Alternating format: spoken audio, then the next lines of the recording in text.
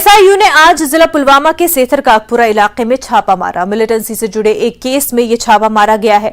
SIU ने अब्दुल अजीज डार के घर पर छापा मारा। अब्दुल अजीज दहशतगर्द रियाज अहमद डार का बाप है। आज सुबह अंजाम दी गई इस कार्रवाई के दौरान कश्मीर पुलिस की स्पेशल इन्वेस्टिगेशन यूनिट ने रियाज अहमद डार के घर की तलाशी ली। बताया जा रहा है कि रियाज डार नामी दहशतगर्द लगभग 8 बरसों से सरगर्म है। माना जा रहा है कि वो अब जिंदा बचने वाला सबसे पुराना दहशतगर्द है।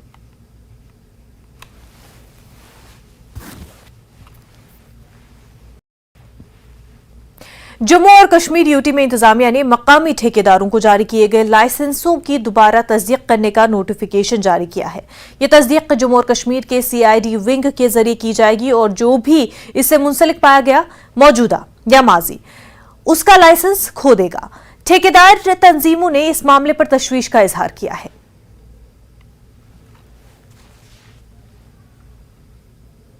एपेक्स बॉडी यूथ ने लेह में एक दिन के मुबाहिसे का इनेकाद किया। Save Ladakh from inside and outside के उन्वान से शनाम कम्युनिटी हॉल में इसका इनेकाद किया गया।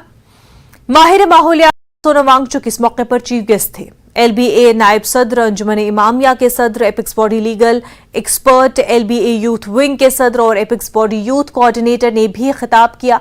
मुकर्रिरीन ने खिते लद्दाख के लिए छठे शेड्यूल के तहफ़्फ़ुज़ की ज़रूरत पर जोर दिया और कहा कि मुतालबात के हुसूल के लिए उन्होंने लद्दाखियों के इत्तेहाद पर जोर दिया।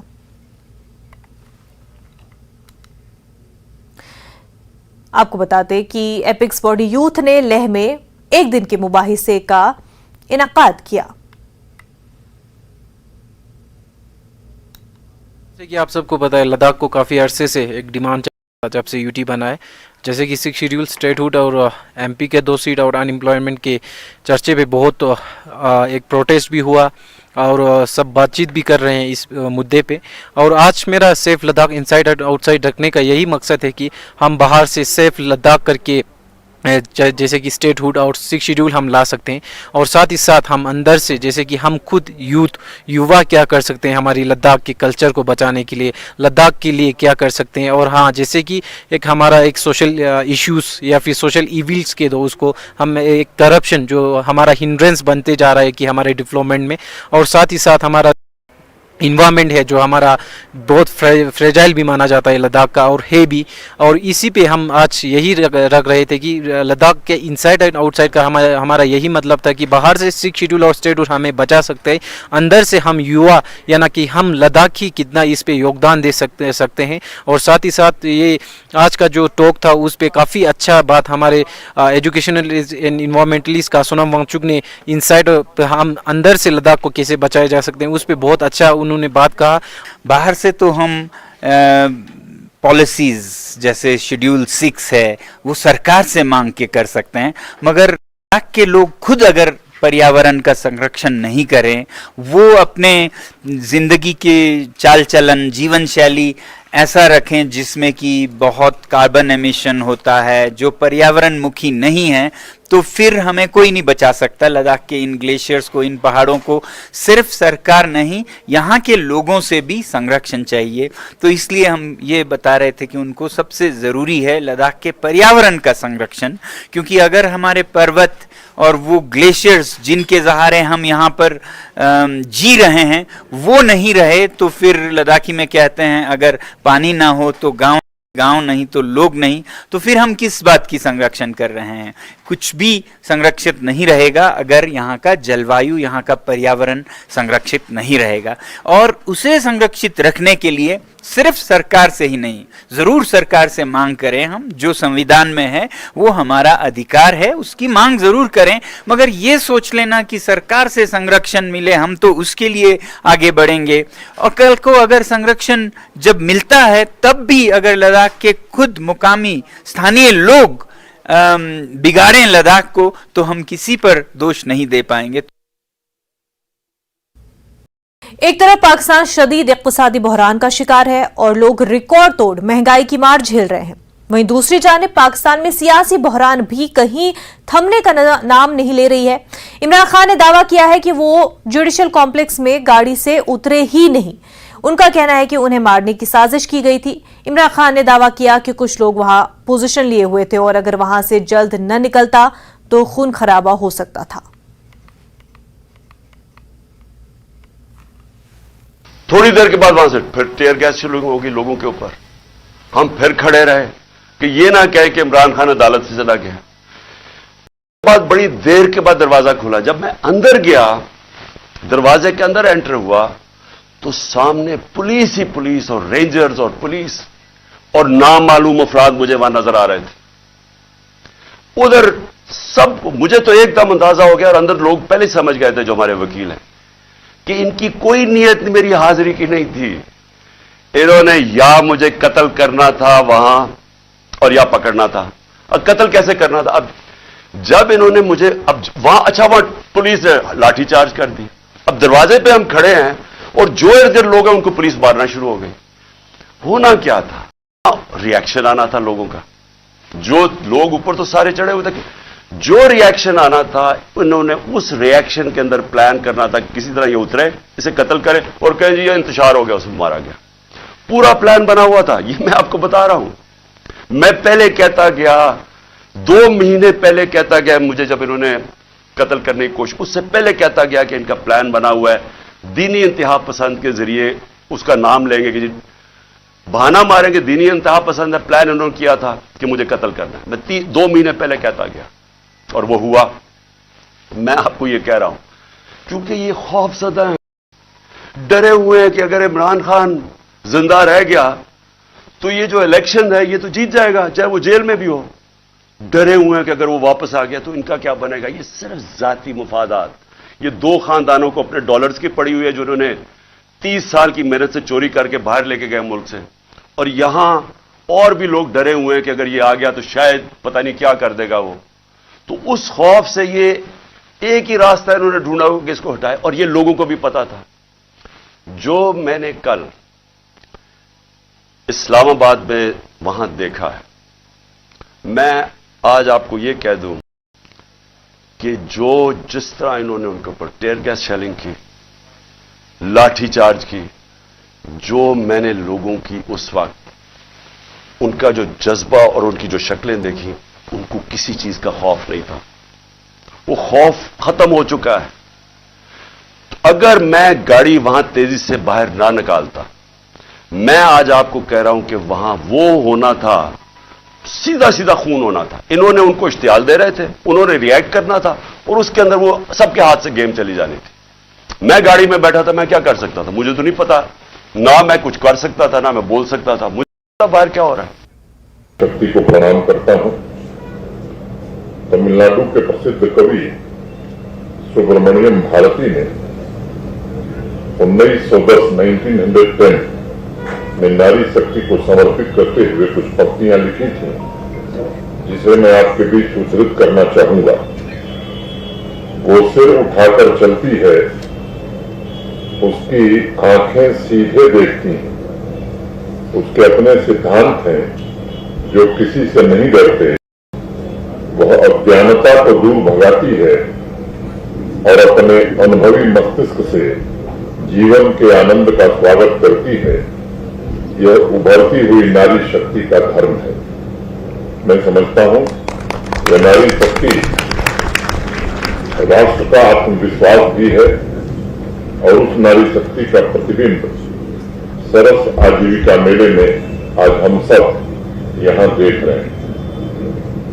उद्घाटन के दिन 15 मार्च को कुछ व्यस्तता के कारण पहले से कार्यक्रम निर्धारित थे, मैं नहीं आ सका, लेकिन मैं संपर्क में था और जिस दिन उद्घाटन हुआ मुझे बताया गया कि 70 स्टॉल लग चुके थे और कश्मीर से लेकर कन्याकुमारी तक के अनेक प्रोडक्ट्स के जरिए दल के किनारे विविधता में एकता तथा एक भारत श्रेष्ठ भारत का संदेश इसके कारण पूरे देश में गया। मैं समझता हूं आज जम्मू कश्मीर तथा देश में जो तरक्की हो रही, सामाजिक और आर्थिक परिवर्तन जो हो रहा है, स्वाभाविक रूप से उसका नेतृत्व महिलाएं आज कर रही हैं और हर एक सेक्टर में समानता की भावना से उन्हें अवसर प्रदान करना भारत के सम्माननीय प्रधानमंत्री जी तथा जम्मू कश्मीर प्रशासन का एक लक्ष्य है।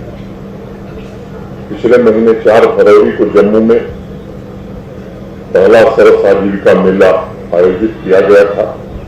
मैं मानता हूं कि समग्र समान और सतत विकास की जिस भावना से जम्मू कश्मीर में महिला उद्यमशीलता को बढ़ावा दिया गया है, उससे एक बात तो स्पष्ट है कि आत्मनिर्भर जम्मू कश्मीर के अभियान का नेतृत्व हमारी बहनें ही भविष्य में करने वाली। आज मैं आत्मविश्वास से बात कर सकता हूं कि माननीय प्रधानमंत्री जी के नेतृत्व में विमेन एम्पावरमेंट के क्षेत्र में भारत ने एक उल्लेखनीय तरक्की की है। लंबे समय तक नारी शक्ति को घर, स्कूल, कारखानों में भेदभाव का सामना करना पड़ता है। उन्हें सामाजिक आर्थिक अधिकारिता से दूर रखने की कोशिश की। माननीय प्रधानमंत्री जी के छोटे छोटे प्रयासों से देश भर की माताओं और बहनों को एक नया आत्मविश्वास हासिल हुआ है। बेटियों को बराबरी का हक दिलाकर यह सुनिश्चित किया गया है कि जनसंख्या अनुपात में नारी शक्ति अग्रणी हो। और आज पहली बार लंबे समय के बाद हिंदुस्तान में हम गर्व से बात कह रहे हैं कि प्रति 1000 पुरुषों के अनुपात में महिलाओं की संख्या 1020 हो गई। जो लंबे समय बाद ये लक्ष्य भारत ने हासिल किया। 9 करोड़ घरों में धुआं रहित स्मोक फ्री किचन बनाने का काम पूरा हुआ है। ये लोगों को जानकर हैरानी हो सकती कि प्रधानमंत्री आवास योजना में जो लाभार्थी हैं देश भर, उसमें 68% घर हमारी बहनों के। 23 करोड़ से ज्यादा महिलाओं को मुद्रा योजना के अंतर्गत आर्थिक सहायता अब तक प्रदान की जा चुकी है। और आर्मी में भी महिलाओं को परमानेंट कमीशन का रास्ता खोल दिया गया। एजुकेशन में भी बच्चियों को लंबे समय तक भेदभाव का सामना करना पड़ता था, लेकिन आज मैं बड़े गर्व से बात कर सकता हूं जम्मू कश्मीर के जिस विश्वविद्यालय में उनके दीक्षांत समारोह कन्वोकेशन में मुझे जाने का अवसर मिला है, 70% से ज्यादा गोल्ड मेडल आज जम्मू कश्मीर की बच्चियां हासिल कर रही हैं। प्रधानमंत्री जी ने स्कॉलरशिप की मदद से अनेक प्रकार की चुनौतियों का सामना करना बच्चियां सीखें। एक बीड़ा उठाया था तो कन्या समृद्धि योजना में 3 करोड़ से ज्यादा बैंक अकाउंट हमारी बच्चियों के खोले गए हैं और अब तक 80,000 करोड़ रुपए से अधिक की धनराशि उसमें जमा हो चुकी है। इस साल के अमृतकाल बजट में माननीय प्रधानमंत्री जी ने यह स्पष्ट किया था संसद में कि विमेन एम्पावरमेंट उनके सरकार की सर्वोच्च प्राथमिकता होगी और इस अभियान में नेशनल रूरल लाइवलीहुड मिशन का रोल सबसे महत्वपूर्ण होगा। आज की तारीख में अगर राष्ट्रीय आंकड़े को देखा जाए तो 81 लाख सेल्फ हेल्प ग्रुप से जुड़कर करोड़ों महिलाएं अपना तथा समाज की प्रगति का आधारशिला रख रही है। देश भर में आज अनेक ऐसे सेल्फ हेल्प ग्रुप्स हैं जिन्होंने डिजाइन, क्वालिटी, ब्रांडिंग और मार्केटिंग के जरिए अपने बिजनेस के स्केल को बढ़ाकर उसे बड़े उद्योगों में बदल दिया है। प्रसिद्ध वैज्ञानिक अल्बर्ट आइंस्टाइन कहा करते थे कि अपने विवेक से चलने वाली महिला जीवन में वह मुकाम पा लेती है जहां दूसरा नहीं पहुंच सकता। मैं निजी तौर पर उनकी बात से पूरी तरह इत्तेफाक रखता हूं और मानता हूं कि नारी शक्ति ही किसी भी समाज के वर्तमान एवं भविष्य का निर्माण कर सकती है। जम्मू कश्मीर में लंबे समय तक रिग्रेसिव कानूनों की आड़ में भेदभाव किया जा रहा था। 5 अगस्त 2019 के ऐतिहासिक निर्णय के पश्चात महिलाओं को उनका हक मिलने लगा और पिछले 42 महीनों में साक्षरता, स्वास्थ्य, रोजगार क्षमता और बिजनेस के मामले में उन्हें पुरुषों के बराबर हक देने का प्रयास किया गया। मैं मानता हूं कि नारी शक्ति किसी भी परिवार, समाज, राज्य तथा राष्ट्र की सबसे बड़ी ताकत, इसलिए उसका सशक्त होना, उसका एम्पावर्ड होना हमारे प्रशासन के एजेंडे में सबसे ऊपर। मुझे पूरा भरोसा है कि सही अवसर और अनुकूल माहौल मिलने पर नारी शक्ति सिर्फ उद्योग ही नहीं बल्कि हर एक सेक्टर में महत्वपूर्ण सफलताएं हासिल कर सकती है। एक हिंदी के या मैं कहूं कि अवधि के बड़े प्रसिद्ध कवि हुए, उन्होंने रचना लिखी रामचरितमानस। उत्तर भारत का शायद ही कोई व्यक्ति होगा जो उसकी दो पंक्तियां न जानता हो, न गुनगुनाता। गोस्वामी तुलसीदास जी ने लिखा कि बिनु देह नदी बिनु वारी, तैसी नाथ पुरुष बिनु नारी। नारी शक्ति के बिना न पुरुष का जीवन और न ही समाज की प्रगति की कल्पना की जा सकती है। अपनी कविता में गोस्वामी तुलसीदास जी ने बात करी। और पिछले 42 महीनों में मैं स्वयं इस बात का साक्षी रहा हूं कि रियासी से लेकर बांदीपुरा और रजौरी से लेकर बारामूला तक लगभग सभी जिलों में महिलाओं ने तरक्की की कमान आज संभाल ली। मैं रूरल डेवलपमेंट की सेक्रेटरी संदीप कौर, इंदू कंवल जो हमारी डायरेक्टर हैं, संयोग से उनकी तबीयत ठीक नहीं है, आज वो अस्पताल में है। मैं उनके शीघ्र स्वस्थ होने की ईश्वर से प्रार्थना करता हूं। पूरे रूरल डेवलपमेंट की टीम ने की अगुवाई में Jammu Kashmir rural livelihood mission द्वारा माताओं एवं बहनों के श्रम, समर्पण, योग्यता, हुनर तथा त्याग को उचित सम्मान देकर आर्थिक विकास के उड़ान की जिम्मेदारी आज बहनों पर सौंपी गई और उनके आत्मनिर्भर एवं गरिमापूर्ण का मार्ग प्रशस्त करने का प्रयास किया गया। जम्मू कश्मीर यूनियन टेरिटरी में 78,000 से ज्यादा सेल्फ हेल्प ग्रुप्स से लगभग 6,27,000 ग्रामीण महिलाएं आज जुड़ी हैं और अपनी सक्रिय भागीदारी एवं उद्यमशीलता से उन्होंने ग्रामीण अर्थव्यवस्था का पूरी तरह से कायाकल्प कर दिया। अनेक ऐसे सेल्फ ग्रुप्स हैं जिनमें बड़ा इंटरप्राइज बनने की अपार संभावनाएं मौजूद हैं। आप में से अनेक लोग लिज्जत पापड़ की कहानी जानते हैं। इस प्रकार 80 रुपए जमा करके 60 महिलाओं ने एक सेल्फ हेल्प ग्रुप का निर्माण किया था और पापड़ का व्यवसाय शुरू किया। आज लिज्जत 1600 करोड़ रुपए का व्यवसाय कर रहा है।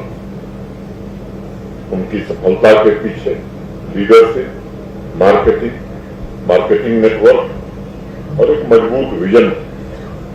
हम ये सुनिश्चित करना चाहते हैं वैसा वातावरण जम्मू कश्मीर की माताओं एवं बहनों को भी उपलब्ध कराया जाए।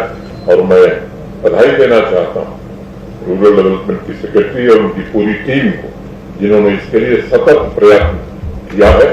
उनके सामर्थ्य करके संभावनाओं को साकार करने की कोशिश की है और साथ तथा हौसला जैसे कार्यक्रमों के माध्यम से महिला उद्यमियों को advance marketing, branding, packaging, training, reskilling द्वारा उन्हें ताकतवर बनाया जा रहा है। आज agriculture, dairy, food processing, sericulture, herbal farming, आज उनके अनेक प्रोडक्ट्स विदेशों में भी पहुंच रहे हैं। सभी महिला उद्यमियों को वित्तीय समावेशन अभियान के तहत बैंकिंग फैसिलिटी से भी जोड़ा गया। डीजी पे सखी द्वारा दूर दराज के इलाकों में बैंकिंग सुविधा सुनिश्चित की गई और बैंकिंग को निर्देश दिया गया कि इन सभी बहनों को आप अपने साथ समायोजित करें।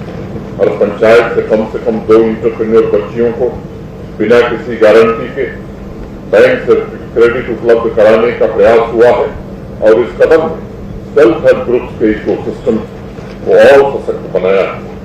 महिलाओं में उद्यमिता का दायरा बढ़ाने और आत्मनिर्भर भारत के संकल्प में उनकी अत्यधिक भागीदारी सुनिश्चित करने के लिए बिना गारंटी के सहायता प्रदान करने के आंदोलन को और तेज किया जाएगा।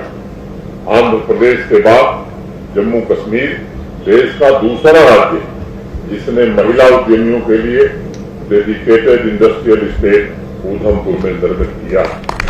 कृषि सखी तथा पशु सखी कार्यक्रम शुरू किया गया, जिसका मुख्य उद्देश्य एग्रीकल्चर तथा एलाइड सेक्टर में महिलाओं को और एम्पावर करना। ओयो ग्रुप के साथ एमओयू साइन करके 75 उम्मीद ओयो होम स्टेज शुरू किया जा चुका। सभी जिलों में ग्रुप्स के लिए रूरल डेवलपमेंट डिपार्टमेंट ने शुरू की, ताकि ये बिचौलियों मिडिलमैन की व्यवस्था समाप्त हो और वुमेन एंटरप्रेन्योर्स को सीधे देश के बड़े दायरे से जोड़ा जाए। इस दिशा में सरस आजीविका मेला भी महत्वपूर्ण भूमिका निभा रहा है। आजकल रूरल लाइवलीहुड मिशन द्वारा सेल्फ हेल्प ग्रुप्स की महिलाओं की प्रतिभा को पहचान कर उन्हें समुचित प्रशिक्षण एवं अन्य प्रकार की सहायता भी दी जा रही, ताकि वो अपना नेतृत्व क्षमता प्रमाणित कर सकें।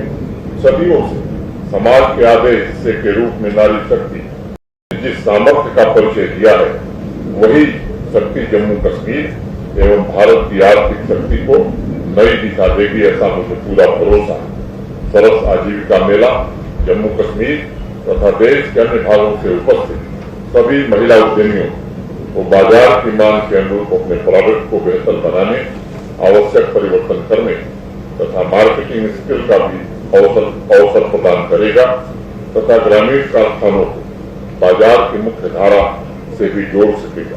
मैं अन्य राज्यों से इस कार्यक्रम में हिस्सा लेने वाली सभी बहनों का विशेष रूप से अभिनंदन करना चाहता हूँ, उनका धन्यवाद करना चाहता हूँ और आह्वान करना चाहता हूँ। अमृत काल में आत्मनिर्भर भारत के निर्माण में आप सभी बढ़ चढ़ के हिस्सा लें, अपने सामर्थ्य से समाज को, जम्मू कश्मीर को और पूरे देश को एक नई दिशा प्रदान करें। बहुत बहुत धन्यवाद। जय हिंद, जय भारत।